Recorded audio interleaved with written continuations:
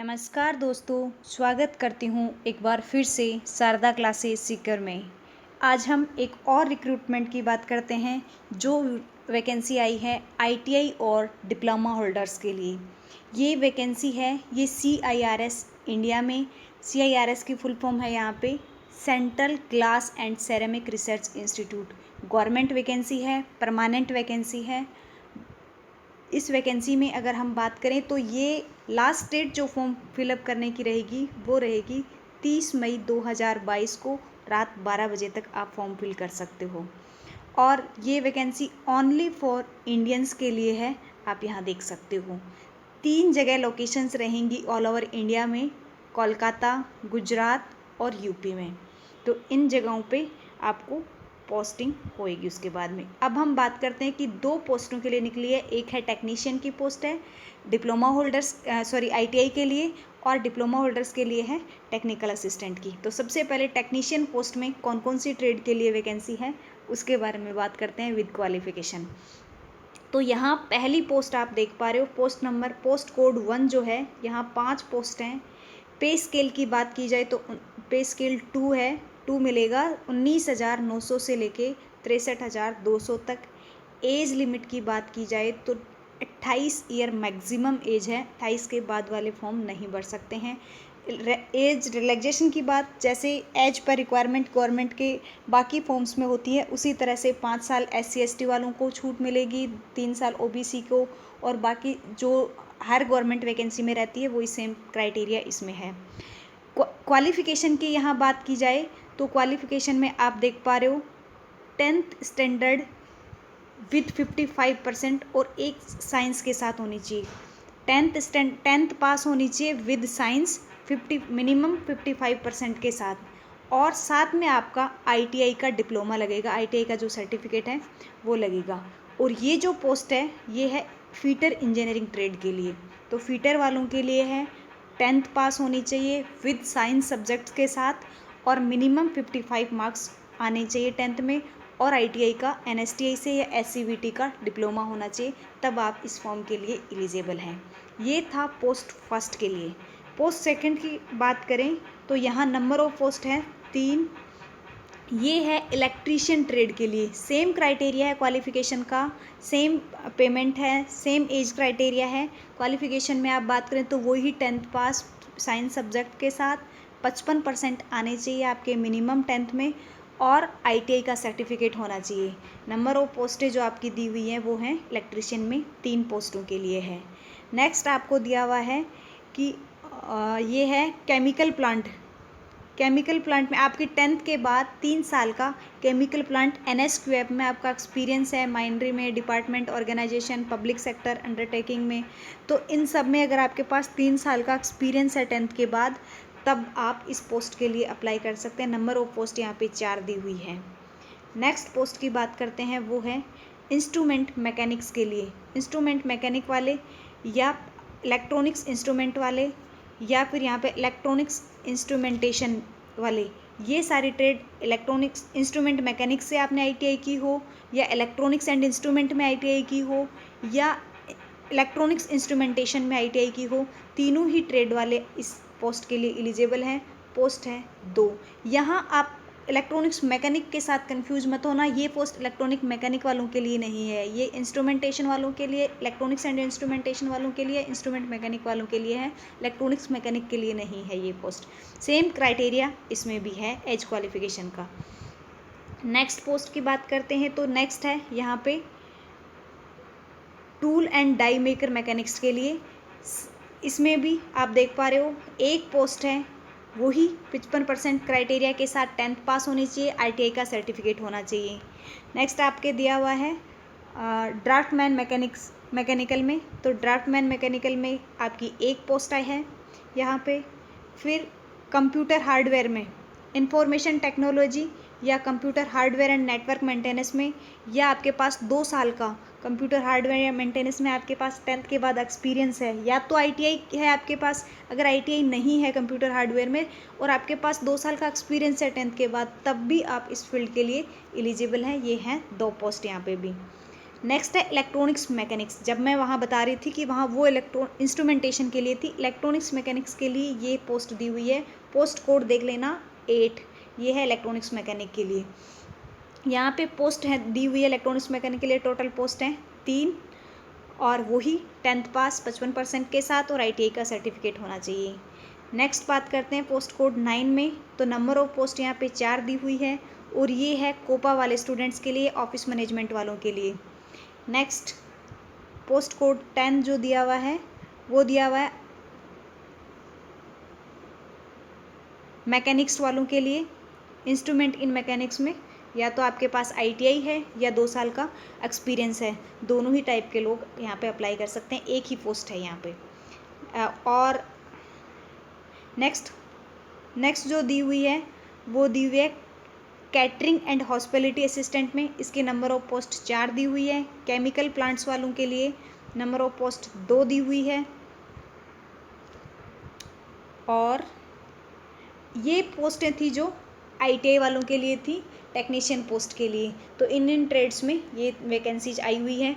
बाकी आप डिटेल्स में और देखना चाहते हो तो इस पोस्ट, ये जो आपका नोटिफिकेशन है, डिटेल नोटिफिकेशन है, इसको मैं डिस्क्रिप्शन बॉक्स में लिंक डाल दूंगी टेलीग्राम चैनल का। Sharda classes Sikar telegram channel पे आपको इसकी PDF मिल जाएगी, वहाँ से आप डाउनलोड करके इसका बाकी सारी चीज़ें देख सकते हैं।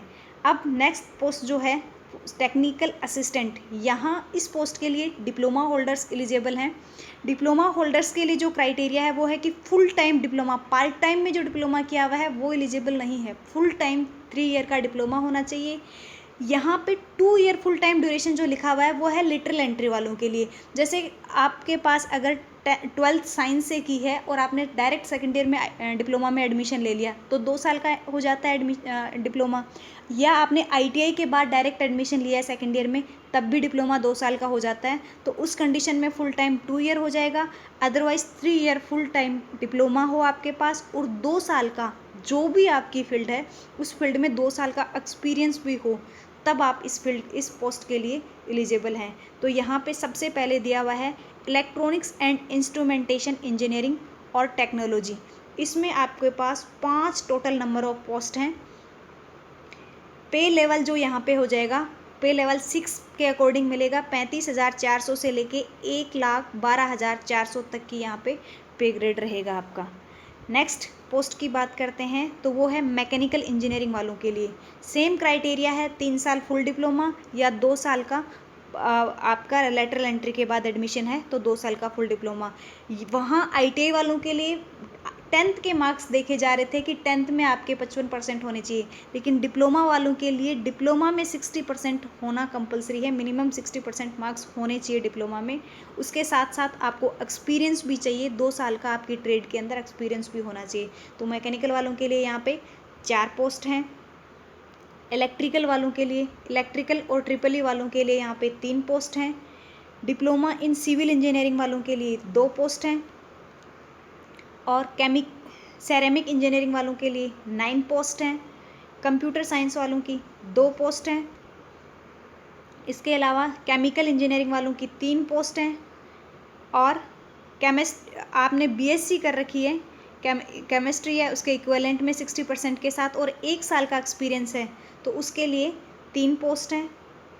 और अगर आपने BSc कर रखी है विद 60% के साथ लाइब्रेरी साइंस में, तब आपके पास 2 पोस्ट हैं।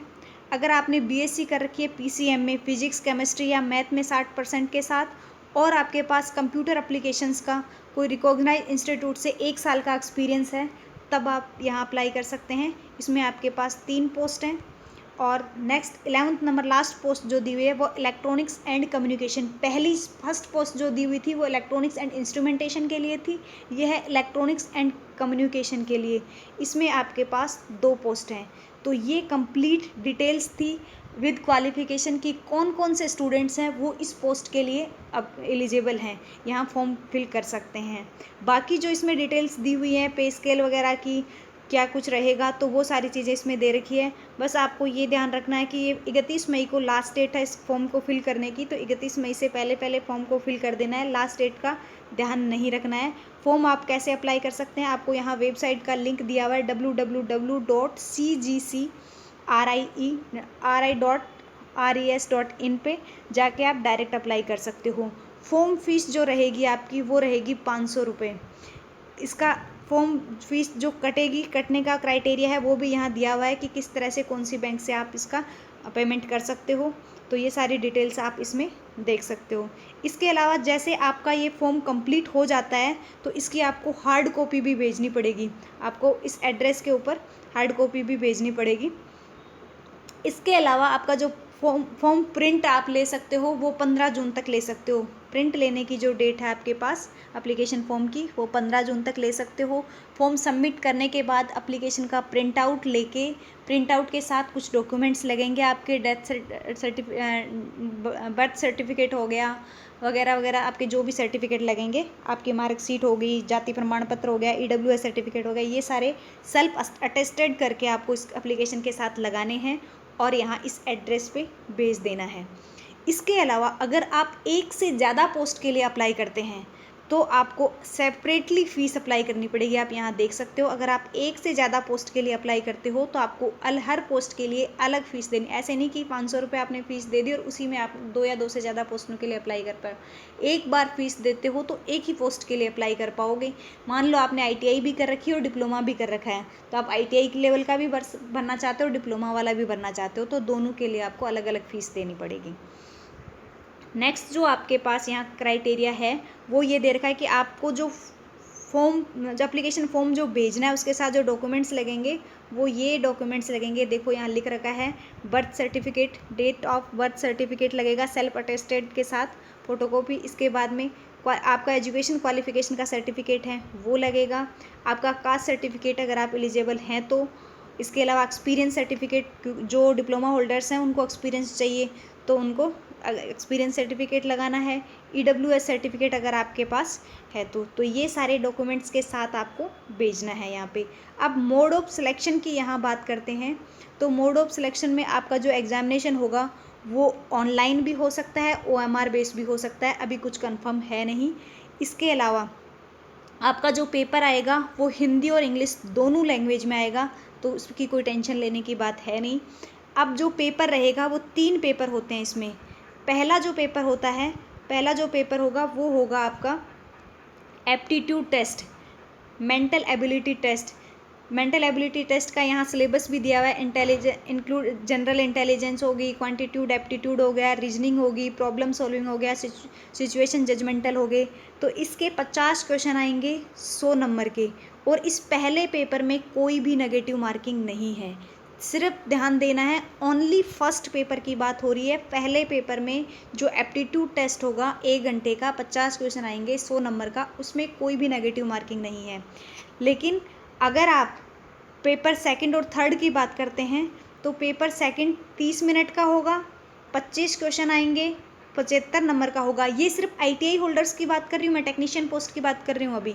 75 नंबर का होगा, एक क्वेश्चन 3 नंबर का होगा और नेगेटिव मार्किंग होगी 1 नंबर, मतलब 1/3 यहाँ पे नेगेटिव मार्किंग है। सिर्फ एप्टीट्यूड टेस्ट में नेगेटिव मार्किंग नहीं है, फर्स्ट और सेकंड दोनों में नेगेटिव मार्किंग 1/3 है। थर्ड पेपर की बात करें तो 50 क्वेश्चन आएंगे, 1 घंटे का टाइम पीरियड है, 150 नंबर का टोटल पेपर हो जाएगा और वो ही 1/3 नेगेटिव मार्किंग है। तो सिर्फ पहले पेपर में नेगेटिव मार्किंग नहीं है एप्टीट्यूड टेस्ट में, बाकी दोनों टेस्ट में नेगेटिव मार्किंग होगी 1/3, तो ध्यान रखना है। नेक्स्ट हम बात करते हैं टेक्निकल असिस्टेंट की। तो सेम टेक्निकल असिस्टेंट में भी OMR बेस भी हो सकता है या ऑब्जेक्टिव टाइप टेस्ट होगा मल्टीपल चॉइस का, तो ऑनलाइन भी हो सकता है और ये भी हो सकता है कंप्यूटर बेस में OMR बेस भी। वही दोनों लैंग्वेज में आपका एग्ज़ाम पेपर आएगा। पहला पेपर जो दिया हुआ है सेम है, 50 क्वेश्चन आएंगे, 100 नंबर का होगा, कोई नेगेटिव मार्किंग नहीं होगी, 1 घंटे का होगा। पहला पेपर सेम टू सेम है, वही सिलेबस है, कोई चेंज नहीं है इसमें। दूसरे पेपर की बात करें तो वो आधे घंटे का पेपर है, वही 25 क्वेश्चन आएंगे, 25 क्वेश्चन आपके जनरल अवेयरनेस के आएंगे और 25 क्वेश्चन आपकी इंग्लिश लैंग्वेज के आएंगे। लेकिन अब की बार आप यहाँ ध्यान दो तो यहाँ नेगेटिव मार्किंग होएगी 1/3 नेगेटिव मार्किंग रहेगी। थर्ड पेपर की बात की जाए तो थर्ड पेपर में 100 नंबर का आपका सब्जेक्टिव पेपर रहेगा, 100 क्वेश्चन आएंगे 300 नंबर के, और इसमें भी नेगेटिव मार्किंग आपकी 1/3 रहेगी। तो ये आपका कंप्लीट डिटेल थी